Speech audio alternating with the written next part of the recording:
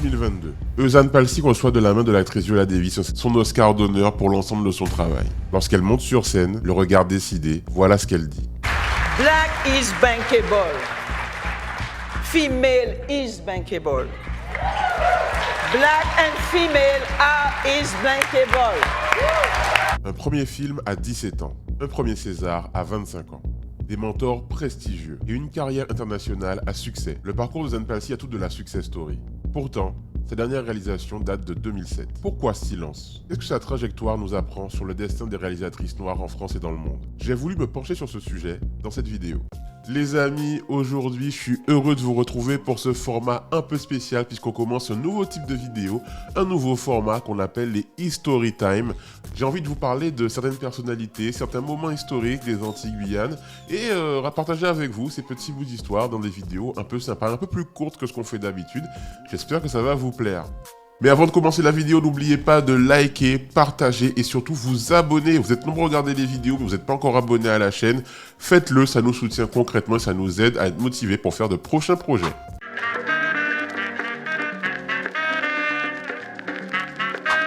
L'histoire d'Eusanne Palsy commence en 1958. Elle grandit dans la commune du Gros-Morne en Martinique où elle vit une enfance paisible, sans histoire mais avec beaucoup de rêves dans la tête. Elle se décrit elle-même comme une petite fille extrêmement curieuse qui court partout, qui veut tout découvrir, elle a vraiment l'esprit d'aventure. Elle pose énormément de questions sur tous les sujets. À 10 ans, elle exprime assez clairement pour la première fois son amour pour le cinéma et son envie d'être réalisatrice. Alors évidemment, elle n'a pas les termes, tous les mots pour définir exactement le métier, mais elle sait qu'elle veut faire des films, elle veut faire du cinéma. Un truc qu'elle remarque, c'est que dans les films qu'elle regarde, il n'y a quasiment pas, voire jamais d'acteurs noirs. Ou alors dans des rôles négatifs, de voleurs, de brigands, de tueurs, etc. Et personne ne lui explique pourquoi. C'est en voyant le film Orfeo Negro de Marcel Camus que pour la première fois, elle va voir des acteurs noirs jouer une scène de vie quotidienne et elle va se dire que c'est le premier signal qui lui indique que oui, on peut voir des personnages noirs dans des films avoir des rôles importants. Que vai casar-se com uma garota muito bonita. Eu não gosto dela. E que se apaixona por uma pequena do interior, tão diferente. Isso acontece todo dia, como todos gostam dela. Un jour, sa mère, à force de la voir dans les pâtes, dans la cuisine, en train de l'embêter alors qu'elle prépare le repas, décide de lui offrir le livre La rue Cazenègre de Joseph Joubel. Et ça, c'est le deuxième signal. Elle tombe vraiment amoureuse de ce livre. C'est la première fois qu'elle lit un livre qui parle d'histoire qui la représente, où elle peut revoir la Martinique, voir son quotidien, voir des gens qu'elle connaît, un mode de vie qu'elle connaît, même si le livre se passe dans les années 30. Et chaque nuit, elle prie pour grandir plus vite et faire le plus vite possible l'adaptation au cinéma de ce livre qu'elle a tant aimé. La rue Cazenègre de Joseph Joubel va changer sa vie. Le temps passe. Elle grandit, mais son rêve de cinéma, bien évidemment, ne la quitte pas, puisque, comme on le disait déjà avant, elle est assez têtue. Et quand elle a une idée dans la tête, elle n'a pas dans les pieds. À 17 ans, elle réalise son rêve. Elle écrit et réalise avec son frère le film La Messagère. Le film sera diffusé sur la télévision locale martiniquaise et sera un franc succès. 17 ans, vous imaginez? Je sais pas ce que vous faisiez à 17 ans, mais moi je faisais pas de film pour la télé locale. Après ce succès, elle s'envole pour l'Hexagone. Elle va étudier les lettres, le théâtre à la Sorbonne et la réalisation, la direction de la photo à l'école Louis Lumière, une des plus prestigieuses écoles de cinéma en France et en Europe. Eusanne va travailler sans relâche. Et elle multiplie les casquettes dans des projets à côté de ses études. Avant d'entrer à Vaugirard, j'ai travaillé comme assistante réalisatrice sur des longs métrages, comme co-scénariste, comme assistante monteuse. Et puis, donc, ce sont différentes écoles. Et puis aussi, il y a une très grande école qui, à mon avis, est peut-être la meilleure, voir le maximum de films. Une fois diplômée, avec un premier film à succès dans la besace, rien ne l'arrête. Elle sent qu'elle peut enfin réaliser le projet de ses rêves, l'adaptation au cinéma de La rue Cazenègre. Mais le chemin n'est pas aussi simple. D'abord, il faut rencontrer Joseph Joubel. Elle va faire un peu le tour, prendre des contacts et réussir à rencontrer son auteur préféré. J'avais adapté le livre, mais je n'avais pas les droits, je n'avais rien. Et il fallait donc que je me protège un peu. Et Joubel m'a accueilli les bras ouverts. Il était très heureux qu'une compatriote s'intéresse à son livre. Et je suis retournée à Paris après avoir bien discuté avec lui par rapport à l'époque, par rapport à ce que je voulais faire. Je suis heureux puisque j'ai la certitude que ce film sera un très beau film.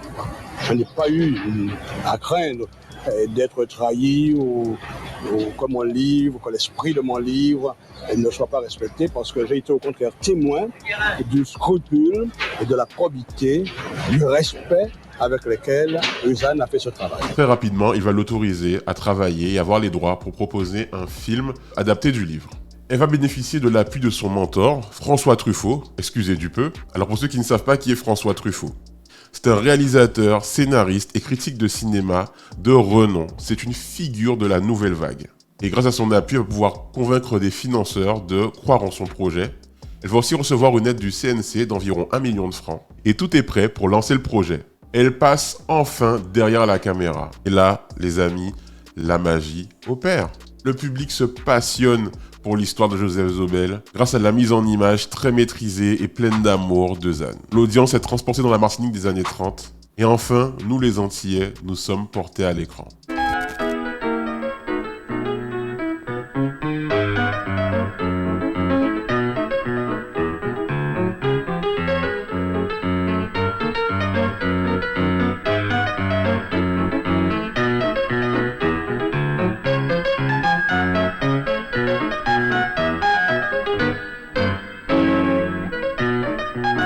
La critique est unanime et elle remportera pour son premier film pas moins de 17 prix à travers le monde, dont un César et une Mostra de Venise. Elle devient ainsi la première femme noire réalisatrice à remporter un César, rien que ça. La gagnante est Uzan Palsi pour Rucaz Nègre.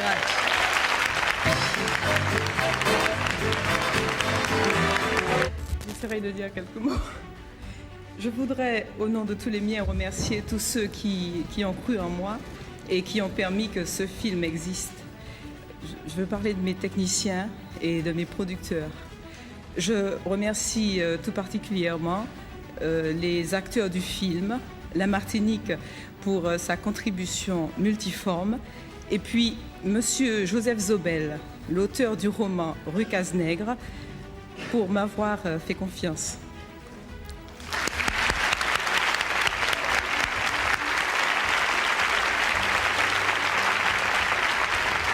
Pendant ce temps-là, aux États-Unis, à Hollywood, le parcours de ce petit prodige du cinéma ne laisse pas indifférent. Et Robert Redford l'invite à passer à Sundance en 1984. Ensuite, entre 88 et 89, elle est embauchée pour réaliser un film en Afrique du Sud. Le film s'appelle Une saison blanche et sèche.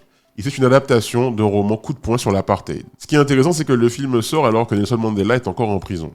Pour préparer le film, elle se rend en Afrique du Sud pour s'informer en direct sur les émeutes de Soweto de 76 qui sont au cœur du projet. Alors là, c'est le grand saut. Dans le film, elle va diriger Donald Sutherland, Marlon Brando, Suzanne Sarandon. Et Marlon Brando accepte de jouer dans le film gratuitement, non seulement par engagement politique, mais aussi par amitié envers Uzan. Et d'ailleurs, sa prestation dans le film lui vaut sa dernière nomination aux Oscars. It was directed by a 32-year-old woman from Martinique named Uzan Palsi, who made a movie a few years ago called Sugarcane Alley in Martinique that we both thought was one of the really best movies we'd seen. What she does in both movies is she is able to involve us in the daily lives of the characters. She sees these people. She doesn't just see a story in which she's manipulating them for some effect. She sees how they feel, how they live, how they talk. And more than in most movies, she sees, that I've seen from South Africa, she sees how the black people live and how their daily lives. En 92, elle va réaliser Siméon. Alors Siméon, faut qu'on en parle, c'est un film qui est incroyable. Malheureusement, impossible à trouver aujourd'hui. C'est pour moi un problème. Je sais pas qui s'occupe de la distribution de ce film, qui a les informations, qui a le DVD quelque part. C'est trop un gâchis qu'on puisse pas voir ce film à la télévision ou sur une plateforme. C'est une fantaisie antillaise rythmée par les musiques de Kassav et d'ailleurs le groupe est dans le film. On voit aussi par exemple Pascal Légitimus, le petit-fils de Darling Légitimus, qu'elle a fait tourner dans le Rucaz Nègre. C'est moi qui vais faire un malheur si j'entends cette trappe à fromage sur mon disque. Non mais Blues et Mathieu, non mais je rêve. Tu veux te le faire ou quoi? C'est pas possible autrement. Ouais. Oui. Ton disque, c'est avant tout ma musique. Alors je chante si je veux.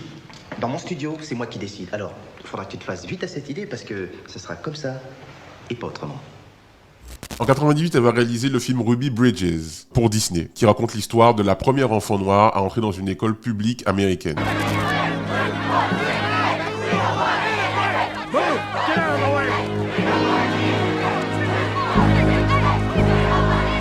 D'ailleurs, en ce moment, ce film fait un peu l'objet de controverses puisque des parents en Floride veulent empêcher le film d'être diffusé parce qu'il y aurait des insultes et des choses assez graves de point de vue racial, mais bon, c'est la réalité, c'est la vérité de ce qu'étaient les États-Unis à l'époque. Elle va réaliser également des documentaires, notamment sur Aimé Césaire ou sur les résistants antillais de la Seconde Guerre mondiale. Eusanne a donc une carrière extrêmement remplie. Cependant, des questions persistent pour moi.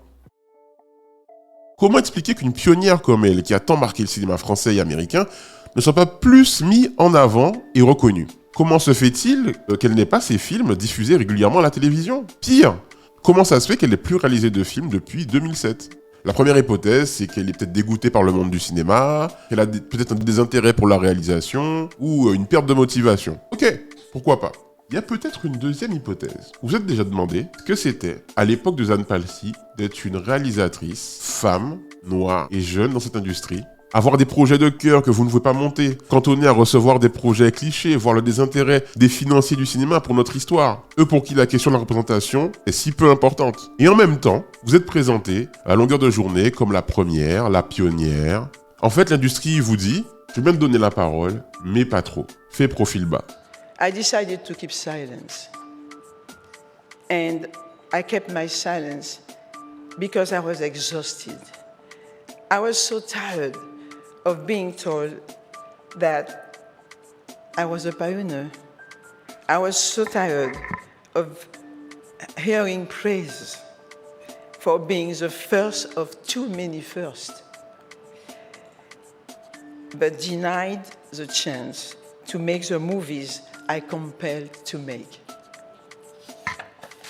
Alors aujourd'hui, on connaît des réalisatrices noires à succès, bien évidemment. Ava DuVernay, Nia DaCosta, Shonda Rhimes, Regina King, Issa Rae, Alice Diop. Mais il faut se dire que pour que ces réalisatrices-là y arrivent, il a fallu que des Eusanne Palcy et d'autres réalisatrices noires françaises, américaines et dans le monde entier se heurtent à des portes closes, à des colibés, à des refus de financement, à des projets qui ne verront sûrement jamais le jour. Et c'est parce qu'elles ont fait ce sacrifice-là qu'aujourd'hui, on peut avoir des grandes réalisatrices qui gagnent des prix et font des films à gros budget dans des grands studios. Eusanne Palcy a ouvert la voie pour de nombreuses femmes noires dans l'industrie du cinéma.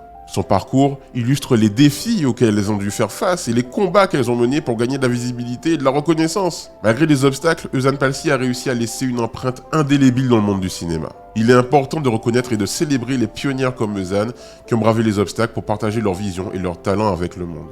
On espère très vite que Eusanne reviendra avec de nouveaux projets, qu'elle produira des séries, produira des films. Aujourd'hui, on a de plus en plus de plateformes qui permettent justement à des auteurs de s'exprimer. Je suis sûr qu'actuellement, elle travaille sur des choses. Merci à vous d'avoir écouté cette vidéo. J'espère qu'elle vous a plu, que vous avez appris des choses sur cette grande dame qu'est Eusanne Palcy. Si ça vous a plu, n'hésitez pas à liker, partager la vidéo. Abonnez-vous à la chaîne, c'est ça qui nous aide le plus. À très vite pour une prochaine vidéo.